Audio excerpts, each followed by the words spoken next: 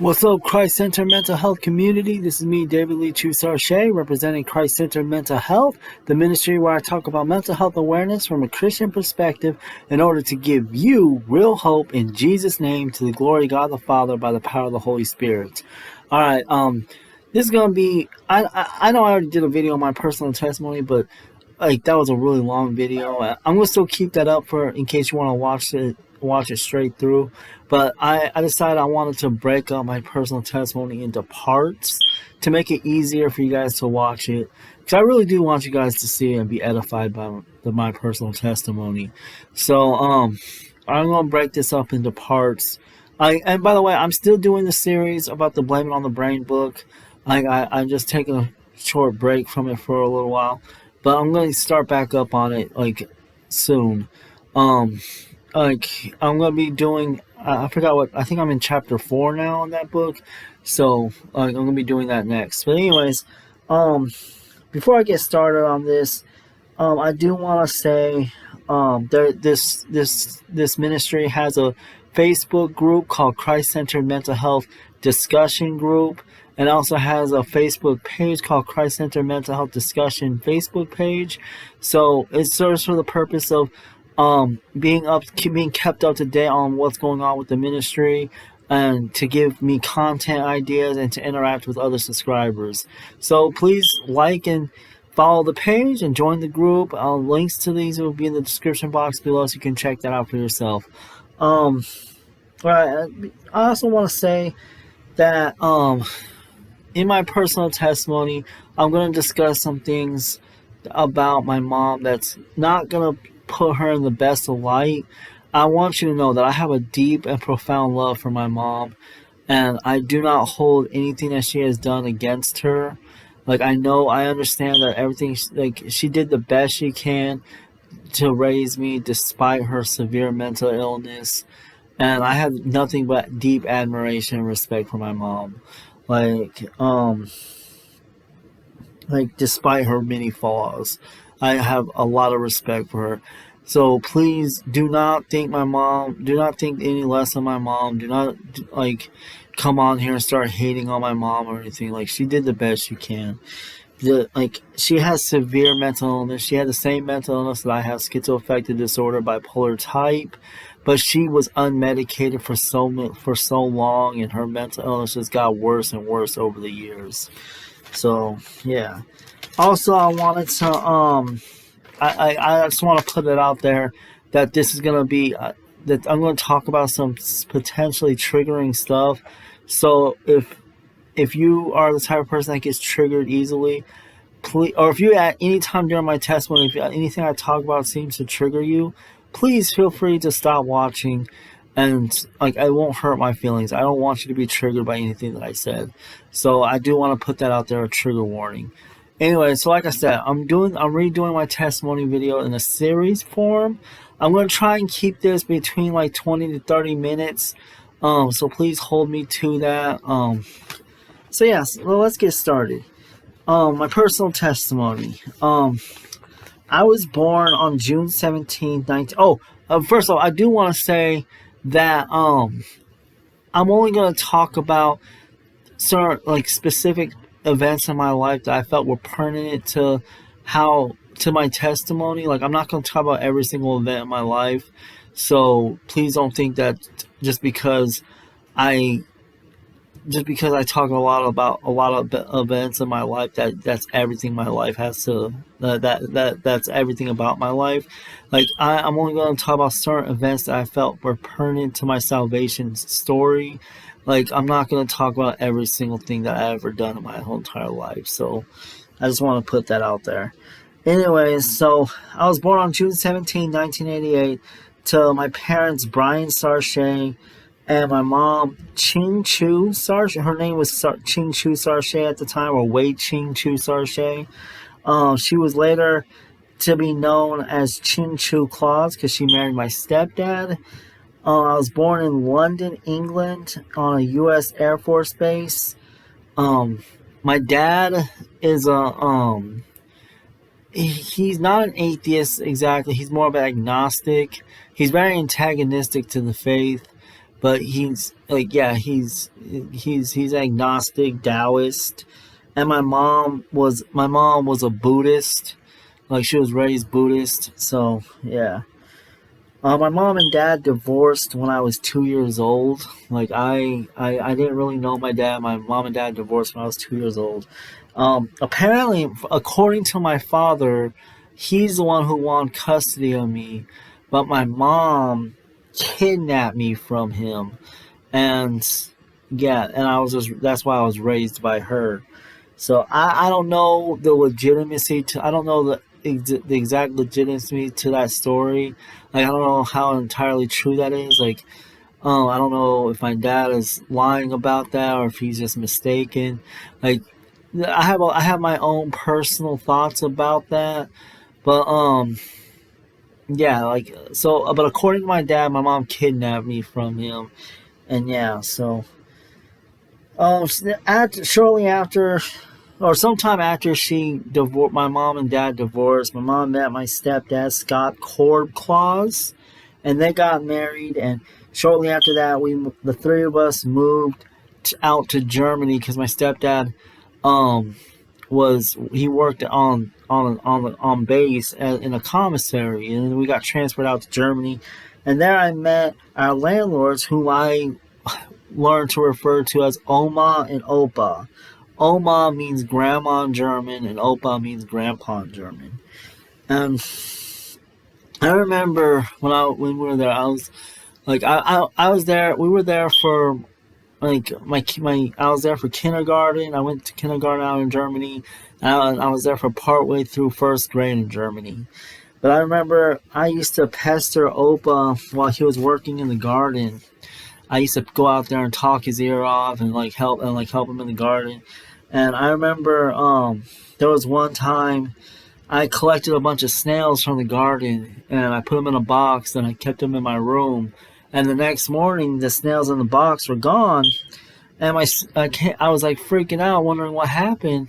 And my stepdad told me that the snails decided to go on strike, and they climbed out of the box and picked it up and left. So that's what happened. And like I was sad. Um, like I said, I spent my kindergarten in Germany and halfway through first grade in Germany, and then we moved to Colorado Springs, Colorado. I'll say Colorado, or no, going to school in Germany was a lot different than going to school in America. Like I remember one of the things we used to do in school in Germany was the teacher used to pass out mouthwash to all the kids in class, and we would before we start class, she would have us gargle mouthwash in the beginning of the class. Like I never experienced that here in America, but I remember that fondly, not fondly. I remember that very vividly every day in Germany when I was going to school there. Um, I remember when we first moved to Colorado Springs, Colorado. We lived in some military apartments when we first moved there, and I went to this school called Mountainside Elementary School. But shortly after we moved there, we got enough money to move off base, and I started going to Strathmore Hills Elementary School. And like I remember, hold on. I remember in like my third grade year, and I remember like in Strathmore Hills, they kept on trying to get me into ESL class, and my mom refused to allow them to put me in ESL. For those of you that don't know what ESL is English Second Language, and the school kept on trying to get me to go into ESL. My mom refused, and finally they in third grade they put me in ESL against my mom's wishes. So my mom ended up pulling me out of the school, and started taking me to the school called Oak Creek Elementary School. She had to give me a ride there because their bus system didn't go out to where we live. And I went there for about 2 months, and then after about 2 months, she took like this Oak Creek or Strathmore Hills agreed to not put me in the ESL, and so she put me back in Strathmore Hills Elementary. Um, I remember though one time when I was in Oak Creek Elementary, my mom was dropping me off at school, And I got out of the car and I walked up to one of my friends. And I just said hi to him, and he just like kind of like playfully like acted like he was slapping me in the face with his sleeve. You know how kids are, like they was just playing around. And my mom jumped out of the car and started yelling in his face because she got really mad. And the other kids around had to explain to her that he was just playing. And she asked me if I was okay, and if I was just if and I said yeah, I'm okay. And she like got back in the car and drove away. And I remember the other kids were telling me that my mom was too overly protective of me.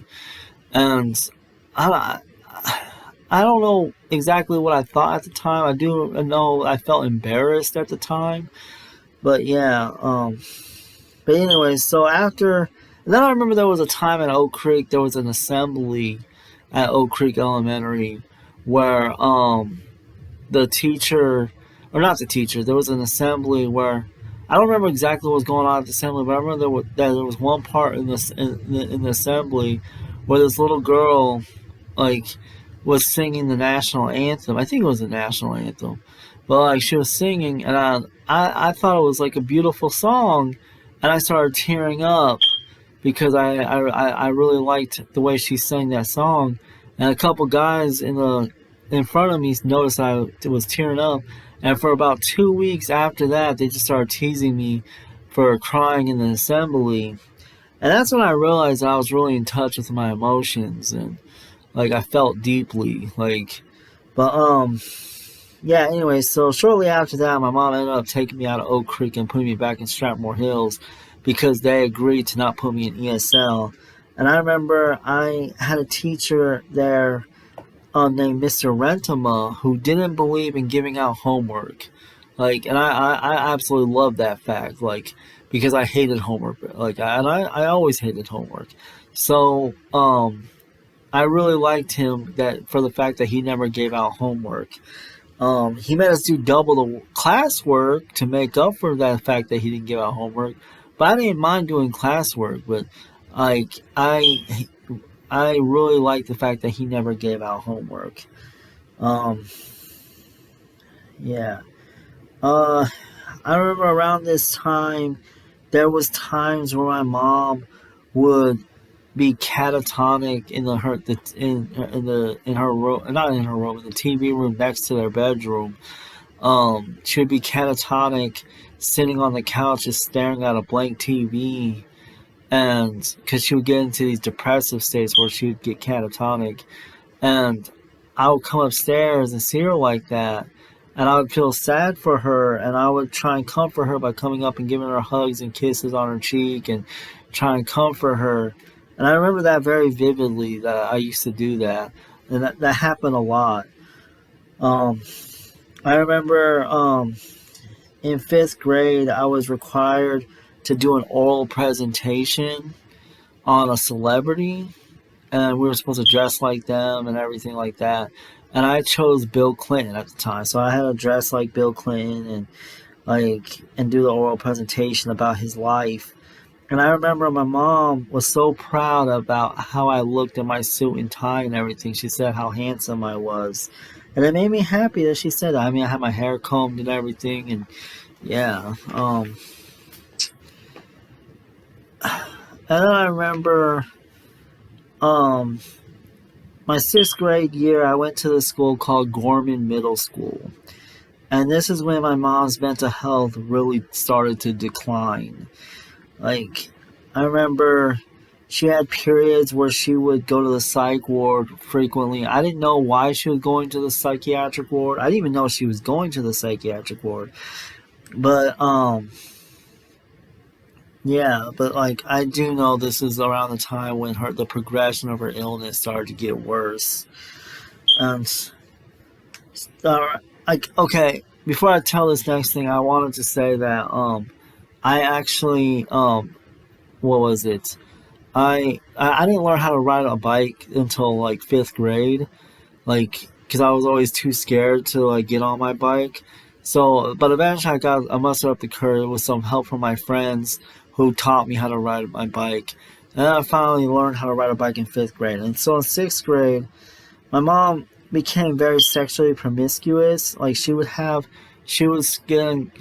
calling these numbers on these like sex hotlines and have these guys come meet up. Well, she would have she would have the guys meet me. I ride my bike to the local subway, and I'd wait for them to show up at the subway, and then I'd lead them back to our house on my bike, and like she would basically have sex with them for money. I didn't know what was going on at the time because obviously I was in sixth grade. I didn't understand, but yeah, it was like, and then she would do this at any time. There was times where I would go out to the subway. It would be like 9 o'clock at night. There was times it'd be in the middle of the day. It was just random times. But yeah, I remember one guy in particular that she met was this blind man who I actually got really attached to. He was going to teach me how to play the guitar, and I really liked him a lot. And then one day my mom just broke it off with him, and I was completely devastated. Like I was crying, and I was like really sad. Um, and I remember around this time. Okay, so Cripple Creek is a place in Colorado up in the mountains. It's like it has a bunch of casinos and arcades for kids, and like it's like a miniature Las Vegas sort of. And she would frequently disappear till late at night to go to Cripple Creek to gamble in the casinos. And I remember around this time I would stay up, like I'd stay up late at night staring out the window. Well, okay, so all day when I get home from school, I would be excited because I get the whole house to myself. I mean, what kid wouldn't like that? But then in the nighttime, I would get really depressed and start missing my mom. And I'd stay up just staring out the front window, like hoping she'd come home. Um, and hold on. And then also I remember around this time, she would frequently, like every other weekend, it seemed like she would frequently have me pack my backpack with clothes for the weekend, and we'd go spend a weekend in a motel somewhere in Colorado Springs. And she would do this a lot, like actually. And we'd go to a motel. She'd always pick a motel with a swimming pool because she knew that I loved to swim. I loved to be in the swimming pool. So she would take me to a motel, and we'd spend the weekend in a motel, and I'd go in the swimming pool. And I never thought of it at the time what was going on. I didn't understand why, and to this day I still don't fully understand why she did that. But like, I didn't mind it like at the time as a kid. I mean, now yeah. But and then around this time, I also met a friend of mine named Terrell Capel, who would become my childhood best friend, and he also became my crime partner, and he was also the friend who introduced me to professional wrestling. And actually, when he introduced me to professional wrestling, like he was trying to get me to like The Rock, and I did like The Rock, but I ended up liking Stone Cold Steve Austin better. Yeah. So, and then around this time, my mom started talking to this black guy, whom she wanted me to refer to him as Mr. Robinson. I never knew exactly how they met, and the guy was a mystery to me. But like I remember he used to take us out to McDonald's and different places, and like yeah, and I would always call him Mr. Robinson, and like yeah, so but yeah, and then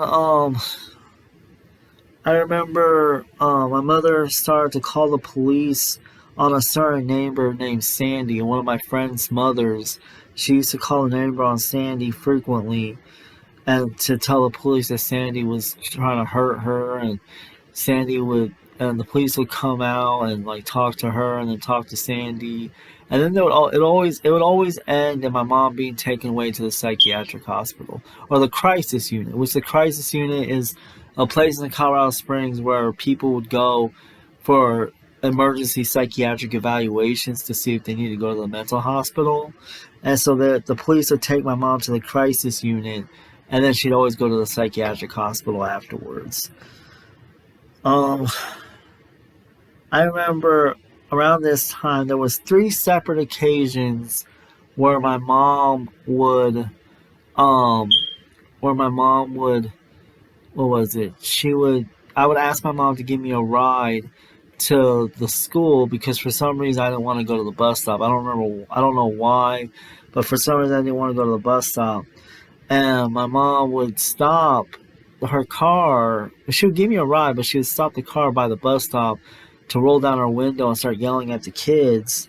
And one time my mom even threw her medication at the kids and told them that they need those more than she does.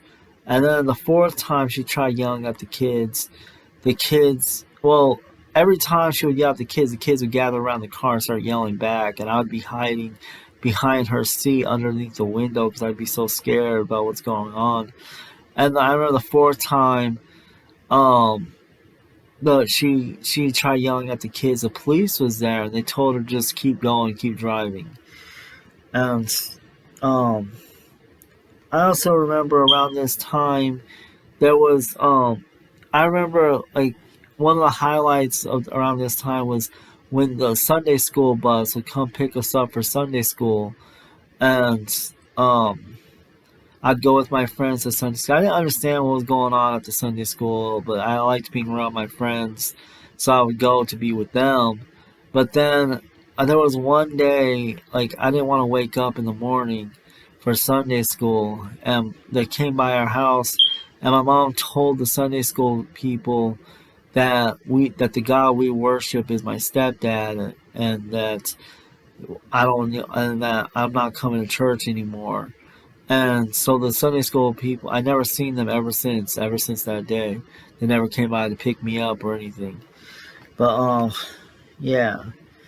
And I remember this was also the year that my sixth grade class took us to on a weekend to a place called Camp Shady Brook, and I had to beg my mom to let me go there because she didn't understand what it was about, and I had to beg her to let me go. But eventually she did, and I really enjoyed my time there. It was fun, and like it was an exciting time. But yeah, um, and then also my mom started bringing me and a friend of mine, like a friend of my choosing, with her to Cripple Creek.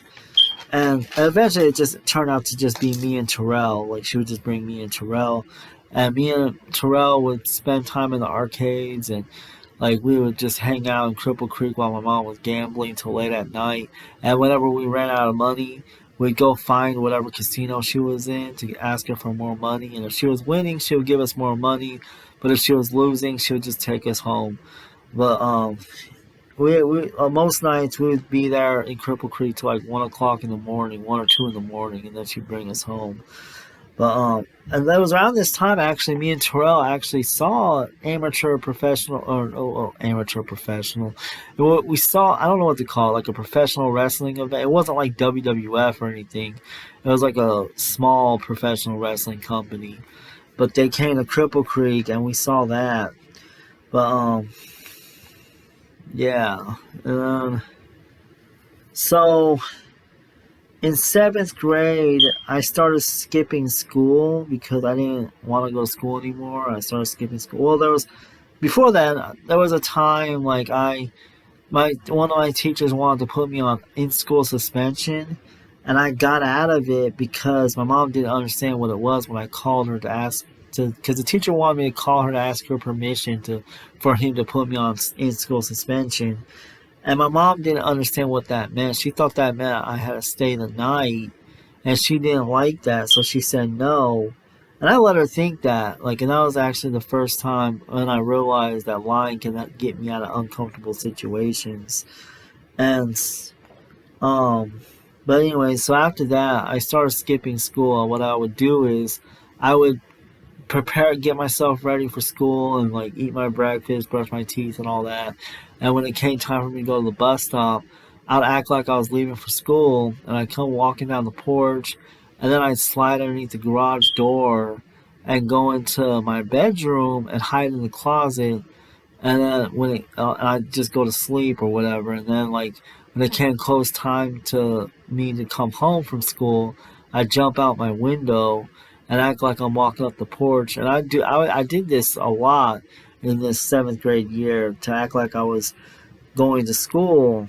And then one day, my mom caught me because usually what she would do when I go to school, she'd come downstairs and make my bed for me. But one day, I had in my mind that I was going to surprise her by making my bed, and she came downstairs. She saw the bed was made, but that tipped her off, and she started looking around my room to see where. So like something like she must have known that I was home, and she opened up my closet door and saw me laying on the floor, and I jumped up, and I was so scared that she was gonna beat me, because my mom used to she used to discipline me a lot when I was a kid, and I jumped out my window and took off running, and she chased after me. She knew I was gonna come home eventually, and she was right. I did eventually come home, and she told me she wasn't gonna beat me this time because she figured that me being stuck in the closet all day was enough of punishment of itself. But like ever since then, like I never skipped school after that time. But yeah, anyway, so I think I'm at the 26 mark. So I'm gonna stop this video here. Um, the part two, I'll put this out like, well, I don't know when I'm gonna put this first part out. But I'll put part two out next after later on. Stay tuned for this next part of my video series on Blame It on the Brain by Dr. Ed Welch. And if you like what you saw with this and you feel like this ministry has merit, please feel free to get to the Patreon account. Any amount will do, and just give as you feel from the Lord. And if you do decide to give, then it'll give you access to an online community, Discord community for fellowship with other believers and for peer support. And it'll also give you access to a daily devotional on faith and mental illness, and then other exclusive content as well. Yeah, so that's all I have to say. Please stay tuned for the next part of this video series on my personal testimony. All right, have a good day. God bless you, and just have a good have a good evening, and stay very, very blessed. And I hope you enjoyed this video. And I hope this testimony series edifies people. All right, God bless you. Stay strong in the Lord.